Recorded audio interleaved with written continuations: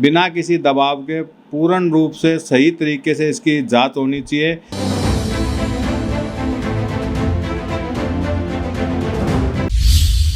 ये है दिल्ली के उत्तम नगर ओम विहार में स्थित गगन भारती स्कूल, जिस पर क्षेत्र के समाज सेवी जोगिंदर सिंह ने आरोप लगाते हुए कहा है कि ये गगन भारती स्कूल अवैध रूप से जमीन पर कब्जा करके स्कूल की बिल्डिंग का निर्माण किया गया है। जी हां, जोगिंदर सिंह ने आरोप लगाते हुए कहा है कि स्कूल का निर्माण कार्य कब्जा की गई जमीन पर किया गया है, जिसकी शिकायत वो 2017 से अलग अलग विभागों में देते आ रहे हैं, पर मुझे अभी तक किसी भी विभाग से इस पर कार्रवाई नहीं की गई है। जब हमारे संवाददाता जिदेश अनीजा से बात करते हुए जोगिंदर सिंह ने क्या कुछ कहा। इस वक्त हम दिल्ली के उत्तम नगर के ओम विहार में मौजूद हैं, जहाँ पे हमारे साथ मौजूद हैं ओम विहार के समाज सेवी जो लगातार समाज सेवा करते आते रहते हैं। कोई भी अगर लोग परेशान होता है उसकी हमेशा मदद करने में अपना हाथ आगे बढ़ाते हैं जोगिंदर सिंह जी।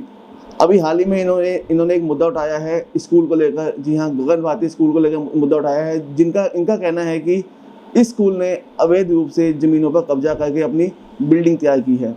क्या कुछ कहते हैं पूरे स्कूल को लेकर और किस तरीके से इन्होंने इस पूरे अभियान को चलाया हुआ है और कहाँ तक बात पहुँचाई है, वो इनसे खास बातचीत करते हैं। जोगिंदर जी, गगन भारती स्कूल की बात करूँगा। देखा मैंने आपके जगह जगह बोर्ड लगे हैं, आपने अवैध रूप से बताया कि जो स्कूल वाले हैं इन्होंने अवैध रूप से बिल्डिंगों पर कब्जा किया है। क्या कुछ कहना चाहेंगे? देखिए, इसके अंदर क्या है कि हमारे यहाँ जो ओम विहार का नक्शा पास है उसके हिसाब से इन्होंने जो गलियाँ हैं वो बंद करके उसके अंदर अवैध बिल्डिंगें बनाई हैं, अवैध उसके ऊपर आने जाने के रास्ते बनाए हैं, जिसकी शिकायत हमने एमसीडी में वेस्ट जोन में कई बार करी है। 2017 से कंटिन्यू कर रहे हैं, लेकिन इसके ऊपर अधिकारी आंखें बंद करके बैठे हुए हैं। इसके बाद हमने इस कंप्लेंट को जो क्या नाम है चीफ विजिलेंस ऑफिसर है उनको भेजी है, तो उन्होंने एक्शन टेकन रिपोर्ट मांगी है वेस्ट जोन से। तो उसके बाद ये लोग हरकत में आए हैं और अब इस पर कार्रवाई करने की बात वो कह रहे हैं। तो मैं ये चाहता हूँ कि इसके ऊपर बिना किसी दबाव के पूर्ण रूप से सही तरीके से इसकी जांच होनी चाहिए, और जो भी अधिकारी इसके अंदर दोषी हैं जिन्होंने इतने दिनों तक इस जांच को दबाए रखा है और इस सरकारी ज़मीन के ऊपर अवैध कब्जा करवा के और ओनर को फ़ायदा पहुंचाने के लिए जो कि इस ज़मीन को रेंट पे दे रखा है उन्होंने स्कूल को, उसके ऊपर पूर्ण रूप से कार्रवाई होनी चाहिए और आपराधिक मुकदमा दर्ज होना चाहिए इन अधिकारियों के खिलाफ भी और जिन्होंने सरकारी ज़मीन पे कब्जा किया है उनके खिलाफ भी। आपने बताया 2017 से आप लगातार इस अवैध रूप से जो ज़मीन पर कब्जा है आवाज़ उठाते आ रहे हैं, पर अभी तक का क्या फैसला हुआ है? कहाँ तक अभी तक बात पहुँची है? देखिए, ये लोग खुद मानते हैं कि अवैध कब्जा है, लेकिन कार्रवाई करने से ये लोग डरते हैं। कहते हैं हमारे ऊपर जो वरिष्ठ अधिकारी है उनका दबाव है, जिसके कारण हम इस पर कार्रवाई नहीं कर पा रहे। इसीलिए हमने अब इस शिकायत को जो एमसीडी के कमिश्नर हैं दिल्ली के, साउथ दिल्ली के, उनको भेजा है और उनसे पर्सनली मिले भी हैं इस पर एक्शन करवाने के लिए, और सीबीओ साहब को भी हम इस कंप्लेंट पे मिले हैं। अब उन्होंने आश्वासन दिया कि हम जल्द ही इसके ऊपर पूर्ण रूप से कार्रवाई करवाएंगे और जो भी दोषी अधिकारी हैं या कर्मचारी हैं उनको नहीं बख्शा जाएगा। देखा जाता है कहीं भी क्षेत्र में एक निर्माण कार्य होता है किसी बिल्डिंग का या छोटे से घर का, उसकी जो बात होती है वो निगम पार्षद तक पहुँचती है, विधायक तक पहुँचती है। क्या उन्होंने अभी तो कोई एक्शन लिया इसके खिलाफ? इनके अंदर हमारे निगम पार्षद का भी और क्या नाम है जो हमारे विधायक है उनका पूर्ण रूप से इन अवैध कार्यों में हाथ रहा है और रहता है। ये खुद माफिया के तौर पे काम करते हैं जी।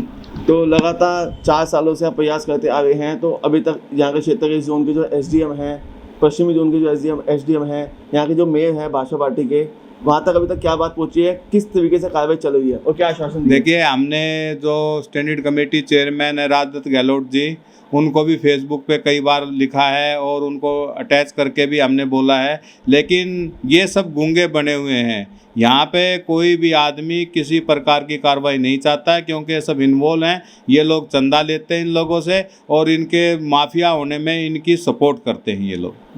तो सुना आपने किस तरीके से क्षेत्रीय के जो क्षेत्रीय निगम पार्षद हैं, विधायक हैं और भी जो तमाम नेता हैं जो एक जोन में बैठे हैं, वो सब इनके साथ मिली भगत है और आपस में चंदा लेने का आरोप लगाया हुआ है जोगिंदर सिंह ने। साथ साथ एक बात और मैं पूछूंगा आपसे कि जिस तरीके से आपने इस अवैध बिल्डिंग पर अपनी शिकायत दर्ज कराई आगे जोन में, तो कहीं दबाव आपके उस भी आया, कहीं फ़ोन आया आपके पास कि कंप्लेंट वापस ले लो? मेरे पास कई बार दबाव आता है, फ़ोन तो कंटिन्यू आते ही रहते हैं किसी ना किसी के, लेकिन हमने एक चीज़ सीखी है कि कभी भी किसी का दबाव नहीं मानना चाहिए। बात सुनिए, बात सुनना आपका काम है, लेकिन कार्य वही करिए जो सिस्टम के अनुसार और समाज के अनुरूप ठीक है। जी, देखा जाता है जब कोई भी एक समाज सेवी जब किसी की परेशानी को हल करने में अपना हाथ आगे बढ़ाता है या कोई अवैध रूप से जो बिल्डिंग बनी हुई होती है उस पर एक्शन लेने के लिए अपना कदम उठाता है, कई तरह की धमकियाँ उसको ऐसी आती हैं, कई तरह के लोग ऐसे होते हैं जो अक्सर उनको फ़ोन किया करते हैं, तो अभी तक इन चुनौतियों से कैसे निकल गए आप? ये तो एक रूटीन है, धमकी आना, पॉलिटिकल लोगों को धमकी आती रहती है, लेकिन जो आदमी सही लाइन पे चलता है, अपने सही रास्ते पे चलता है, उसके लिए कोई समस्या नहीं है, ये रूटीन काम है उसके लिए। ऊपर बैठे जो नेता हैं वहाँ से आपको आश्वासन मिला? नेताओं से नहीं, मुझे अधिकारी हैं जो उनसे आश्वासन मिला है, जैसे चीफ विजिलेंस ऑफिसर हैं जो कि साउथ एमसीडी को देखते हैं विजिलेंस विभाग को, उन्होंने मुझे पूर्ण रूप से आश्वासन दिया है कि जल्द से जल्द वो इस पर पूर्ण कार्रवाई करवाएंगे। तो लगातार 4 सालों से लगातार प्रयास कर रहे हैं कि अवैध रूप से जो बिल्डिंग पे जो काम चल रहा है उसको रोका जाए और इस पर एक्शन लिया जाए। अब इनको आश्वासन मिला है बड़े अधिकारियों द्वारा कि इस पर कार्रवाई की जाएगी। कैमरा पर्सन आजम के साथ मैं जितेश अनेजा, दिल्ली न्यूज़ एक्सप्रेस।